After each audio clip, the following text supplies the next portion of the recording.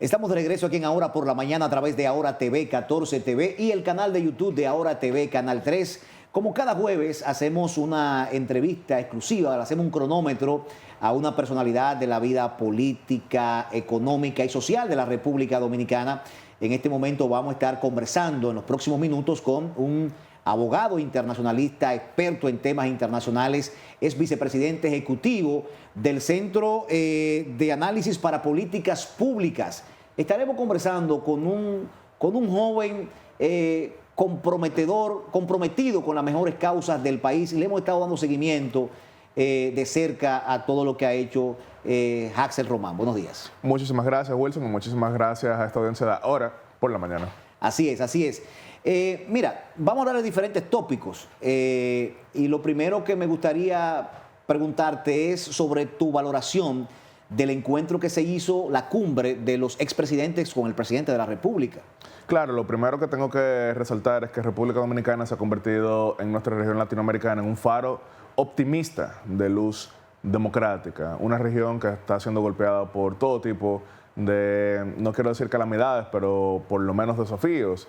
Quien no está enfrentando el crimen organizado está enfrentando la inestabilidad. Quien no está enfrentando la inestabilidad está enfrentando pues todo lo concerniente a la desaceleración económica por cualquier impacto de cambio climático, y en medio de todo ello lo que vemos son divisiones, no desde el punto de vista legítimo de que Wilson es de un partido y Yatzell de otro, sino de que Yatzell quiere hacer todo lo posible para tumbar a Wilson, no ganarle a Wilson en las elecciones, sino para tumbar a Wilson. Y por más que Wilson ofrece un asiento en la mesa para dialogar como estadista, Yatzell no lo toma. Eso ha pasado en Perú, eso ha pasado en Guatemala, eso ha pasado en Ecuador, eso pasa en Colombia, pero en República Dominicana, un país que comparte isla con el caso definitivo de Estado fallido, casi que en disolución, tomado por el crimen organizado y afectando en tráfico de drogas, en tráfico de personas y en tráfico también de armas, una amenaza sin igual. Lo que vimos fue que tras la invitación del presidente Luis Abinader,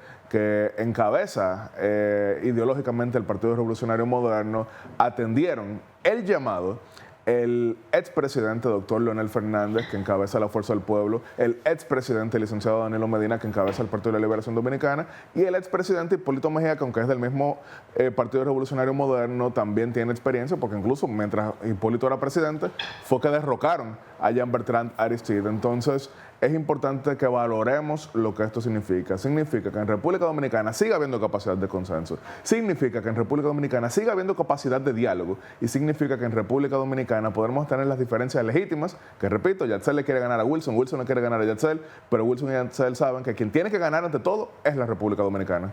Mira, sin lugar a dudas que eso fortalece lo que es el sistema democrático y se ve la madurez, ¿no?, de la democracia nuestra, ¿no? Pero me gustaría preguntarte respecto a este encuentro que se hizo, donde los expresidentes se reúnen para tratar un tema. ¿Y qué hacemos con los empresarios que llevan como un discurso diferente a lo que es la política que tiene el gobierno respecto a la migración haitiana? Te lo digo por lo que dijo Rainieri y por lo que dijo también Pedro Brache el día pasado. Yo no sé si es una posición diferente, yo lo que creo que es una posición complementaria dentro de todo, porque aquí tenemos que ver lo urgente, tenemos que ver lo importante y tenemos que ver lo necesario. ¿Qué es lo urgente? Hay que pacificar a Haití, porque mientras ese país tenga su capital tomada en un 90% por el crimen organizado, por las pandillas, por estos delincuentes tan terribles, entonces definitivamente no habrá paz, y si no hay paz, entonces no puede haber estabilidad, y si no hay estabilidad, no podemos estar tranquilos compartiendo la misma isla con ellos. Entonces ese es el primer punto, y por eso se ofreció compartirle de manera periódica los briefings importantes a cada uno de estos líderes para que pueda existir una posición común. ¿Y a qué me refiero con posición común? Eso no quiere decir idéntica, pero que por lo menos cada uno tenga suficiente conocimiento a la hora de establecer sus propias propuestas de políticas públicas. Eso es lo urgente. Ahora, ¿qué también es lo importante? Bueno, República Dominicana, independientemente de que no tenemos capacidad alguna de absorber lo que sería una horda de migrantes haitianos, porque nuestra economía no tiene esa capacidad, sí, al mismo tiempo hay segmentos de la economía que requieren mano de obra extranjera, y eso pasa en cualquier parte del mundo. ¿Y qué han estado diciendo, por ejemplo, estos representantes, como es el caso de los que usted menciona? Pues que puede aplicarse lo que es la ley para al mismo tiempo regularizar a estas personas. ¿Y qué quiere decir regularizar? Porque a veces yo escucho personas de manera altisonante diciendo que, bueno, pero que entonces vamos a regalar la nacionalidad de la ciudadanía. No. El estatus de trabajador temporero no permite la vía a la nacionalidad y es algo que existe en todas partes. Por ejemplo, en Estados Unidos hay lo que se llaman visas H2A y H2B, que son para trabajadores agrícolas y no agrícolas respectivamente, que en temporadas específicas entonces permiten que personas de países elegibles apliquen para estas visas, llenen las vacantes que hay en esas áreas, que obviamente en Estados Unidos no hay muchos trabajadores agrícolas por el crecimiento de la economía en ese segmento, y que entonces cumplan con esa misión y retornen a su país de origen, y eso les da la capacidad de quizá en otro momento, cuando hay nuevamente demanda laboral, vuelven y aplican y vuelven y retornan, pero de esa manera siempre legal. Eso es de lo que se ha estado hablando, pero al mismo tiempo tenemos que reconocer que para siquiera tener esa discusión tenemos que primero establecer una posición común para proteger la frontera y que todo el que llegue hacia acá sean personas que tengamos identificados y que de esa manera podamos también tomar todas las medidas, porque si no hay una vía legal, si no existe una vía regular, entonces se aprovecha la vía irregular. Pero si se aprovecha solamente la vía legal, ¿qué sucede? Tenemos los datos biométricos, tenemos los datos de contacto, sabemos dónde se emplean, sabemos dónde residen y sabemos en qué momento entraron y sabemos si pasa una hora más allá del momento en el que estaban supuestos a retirarse. Así que yo no creo que las posiciones del sector privado sean posiciones contrarias. Yo lo que creo es que están sirviendo para que se lleve la discusión también por donde tiene que entrar. Repito, urgente, importante y necesario. Siempre se ha dicho de que la comunidad internacional ha estado en contra de las políticas migratorias, ¿no?, que se implementan en la República Dominicana, y como que le tumban el pulso a los diferentes gobiernos, no a este gobierno, a los diferentes gobiernos. Ahora, con la llegada de Donald Trump al poder, con el diálogo que he visto que ha tenido el presidente de la República con el secretario de Estado, Marco Rubio, ¿no?, que recientemente incluso estuvo en Estados Unidos visitando, el presidente nuestro lo visitó. ¿Hay condiciones actuales para que se puedan implementar políticas migratorias drásticas, o es que convenios y acuerdos internacionales firmados por la República Dominicana son los que nos imposibilitan tomar algún tipo de acción drástica contra los migrantes haitianos? Yo no creo que le han tumbado el pulso a los gobiernos, porque, por ejemplo, 1991, Jean-Bertrand Aristide, presidente de Haití, va a la Asamblea General de las Naciones Unidas y dice que en nuestro país tenemos esclavizados a los haitianos. ¿Y que hizo el presidente Balaguer? Bueno, pues vamos a liberar a los esclavos.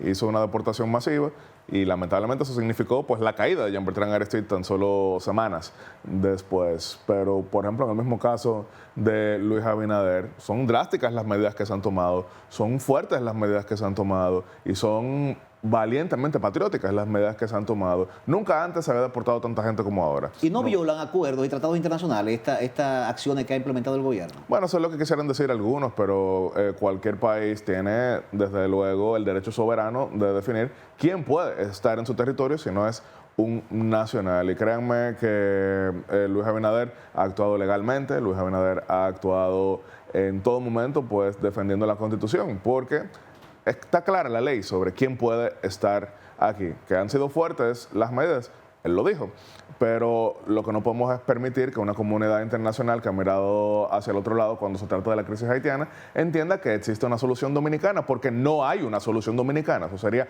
ampliar el problema. Entonces se envía claramente el mensaje. Tienen que poner el dinero donde están sus discursos, tienen que poner los recursos desde el punto de vista de lo que son las necesidades de Haití, y tienen que saber que eso no lo va a resolver un país de economía mediana como es el caso de República Dominicana. Y eso viene desde antes de Donald Trump, porque cuando se comenzaron a hacer las deportaciones, por ejemplo, de parturientas, fue Luis Abinader. Cuando se amplió lo que era la cuota de deportaciones o la meta de deportaciones, fue bajo Luis Abinader previo a Donald Trump. Cuando se militarizó la frontera, fue bajo Luis Abinader previo a Donald Trump. Y cuando se cerraron las operaciones de visa en los consulados en Haití, hace ya 22 meses, fue Luis Abinader. Estamos hablando casi 2 años. Entonces eso no tiene que ver necesariamente con el cambio de gobierno. Ahora lo que sí coincide de manera interesante es que ahora la posición de República Dominicana se ha convertido en la posición más popular del mundo entero. ¿A qué me refiero con el mundo entero? País por país. Vámonos a Canadá. ¿Qué están haciendo? Un tanto similar a la República Dominicana, restringiendo. Reino Unido, ¿qué está haciendo el gobierno? Pues similar a la República Dominicana, restringiendo. El mismo Estados Unidos, que muchos entienden que es el que tradicionalmente más critica, pero su presidente, su jefe de Estado, su jefe de gobierno retornado, tiene posiciones similares a las de República Dominicana. Sí quiero resaltar eso. Yo no voy a decir de ninguna manera que aquí se va a ver presión alguna, sino que lo que se está hablando es de que estas medidas sean de forma coherente para poder aprovechar las ventajas comparativas, pero defender, salvaguardar, proteger nuestra integridad territorial. Cuando Donald Trump llega al poder, se hablaba de que, bueno, nos beneficia a la República Dominicana en el aspecto de las deportaciones y eso. No creo que él vaya a poner ningún tipo de condición para que no se haga, porque él lo está haciendo en Estados Unidos. Pero a nivel económico hemos visto que Donald Trump ha tomado medidas con esto de los aranceles. ¿Cómo pudiese afectar a la República Dominicana estas políticas económicas que ha implementado Donald Trump?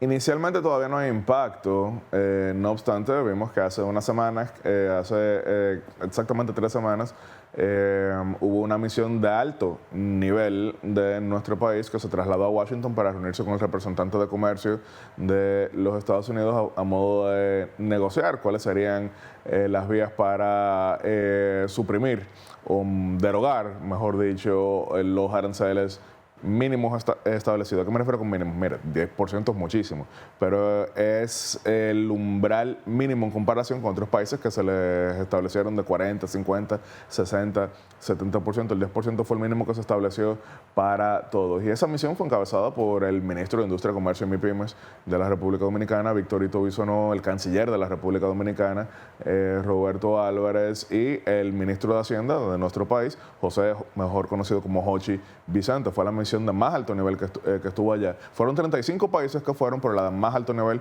fue la de República Dominicana. Porque aquí no se trata de tener un discurso adversarial, antagónico, contradictorio. Aquí lo que se trata es de fortalecer a nuestros exportadores, ya que ese es el principal destino, y esperamos que, siendo nosotros un país amigo, siendo nosotros un país aliado, siendo nosotros un país que incluso coincide política e ideológicamente, entonces podamos ser considerados para que sea también, como lo sigue siendo, pero que ya mejor reconocida, una alianza ganar-ganar, porque ¿a dónde fue el primer viaje de Marco Rubio como secretario de Estado? Bueno, incluyó a República Dominicana, lo menciona constantemente, es un aliado, es un real amigo de nuestro país, coordina la diplomacia de esa nación, pero hay varias otras personas en la administración Trump que del mismo modo coinciden con lo que se refiere a República Dominicana, y yo lo que diría es que esperemos. Ahora mismo no hay impacto directo de los aranceles, estoy hablando de las exportaciones, pero sí hemos visto algunos impactos, como es por ejemplo claro, hay medidas internas, pero también al mismo tiempo esas medidas internas han coincidido con la valoración del peso dominicano, al mismo tiempo que hay una leve a nivel global, pero para nosotros es importante, depreciación del dólar estadounidense. Si este programa lo hubiésemos estado teniendo el mes pasado, a lo mejor tú me tirabas una pregunta, ¿qué tú piensas del dólar? Que está en 62 y la meta era 64 en diciembre, pero ahora, ¿cómo está el dólar esta mañana? Debe ser 60.1 la tasa del día, había bajado 58. Se dice que es momentáneo ahora mismo, a raíz de políticas implementadas por el Banco Central, como que se espera que aumente en los próximos meses, dicen algunos economistas. Siempre es momentáneo, porque de nuevo la fecha, o mejor dicho, la tasa calculada dentro de las mismas proyecciones del Banco Central apuntaban a 64 a fin de año. Hay que tener mucho cuidado con el debate sobre el dólar, por eso estaba ironizando que si el programa lo teníamos el mes pasado, probablemente la conversación iba por un lado y ahora va por otro, porque vamos nuevamente.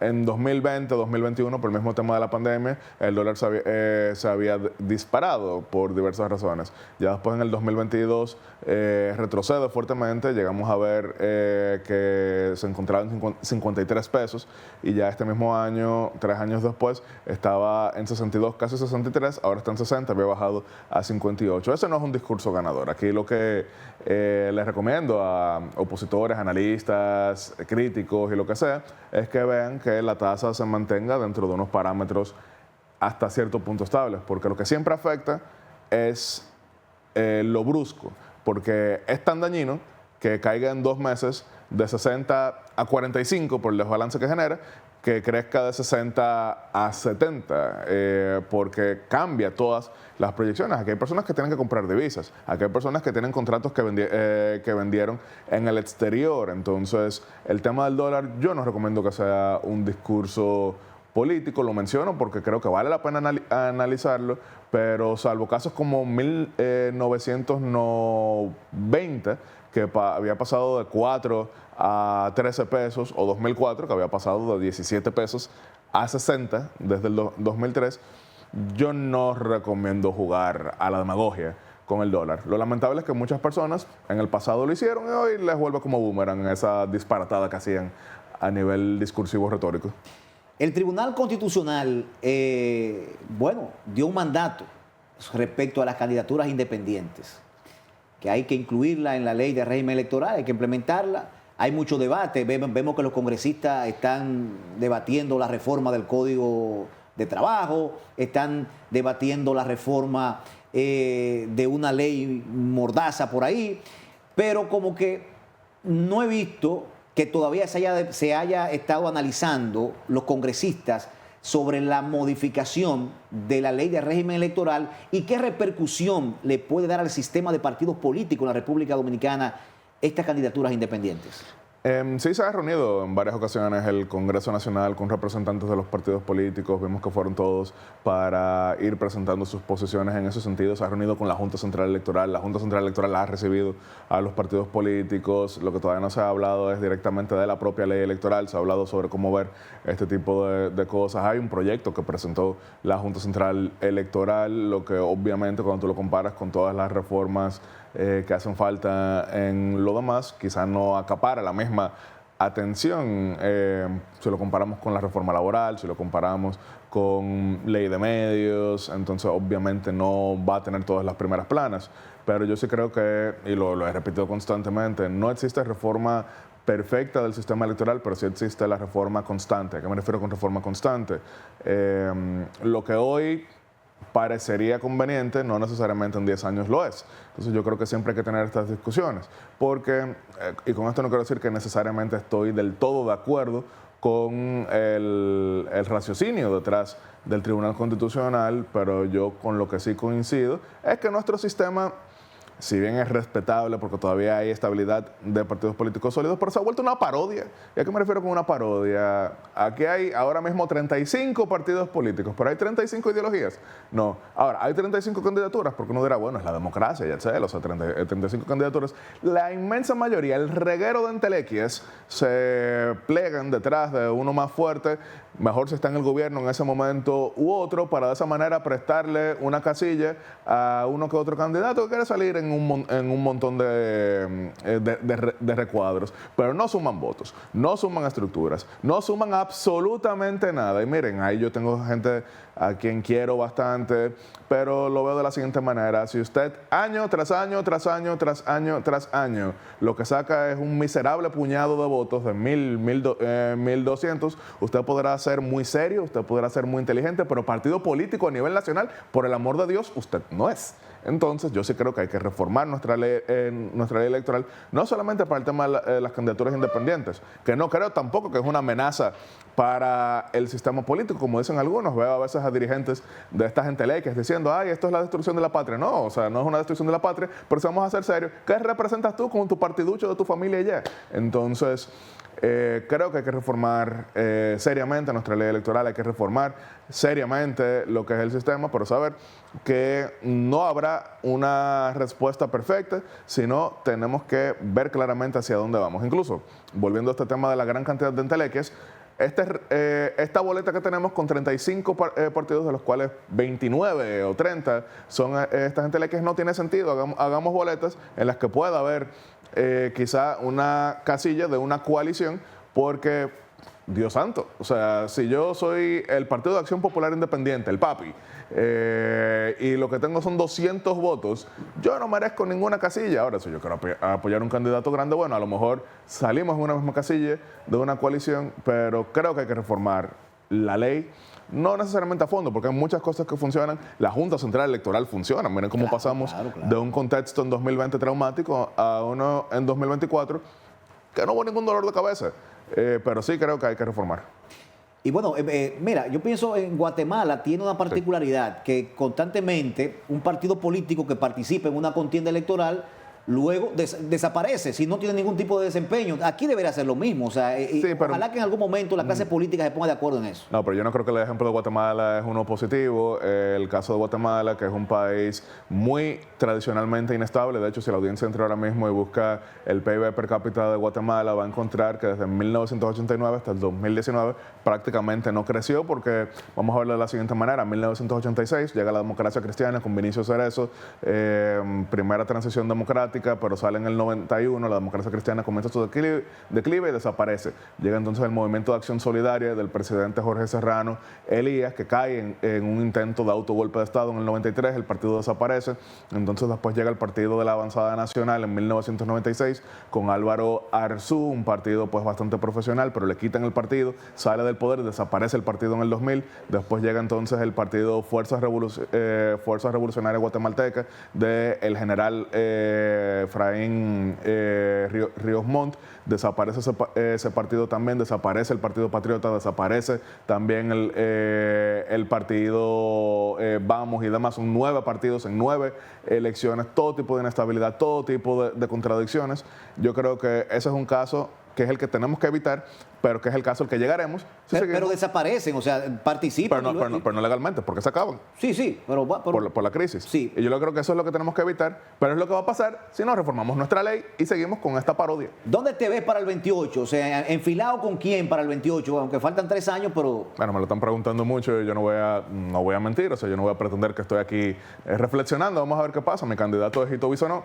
Creo que es la figura que mejor garantiza la continuidad de las ideas de Luis Abinader. Y para mí, uno de los mejores ministros. O sea, sin lugar a duda, Hito Bisonó siempre ha sido receptivo a la academia, no le huye, porque hay muchos políticos que le huyen a la academia, no le gustan ir, tú lo invitas y no van. Hito no baraja ese pleito, a él le encanta eso. Así es. Yaxel, de verdad, muy, muy agradecido que haya estado compartiendo con nosotros. El tiempo es cortito en televisión y esperamos tenerte de nuevo por aquí. Claro que sí, claro que sí.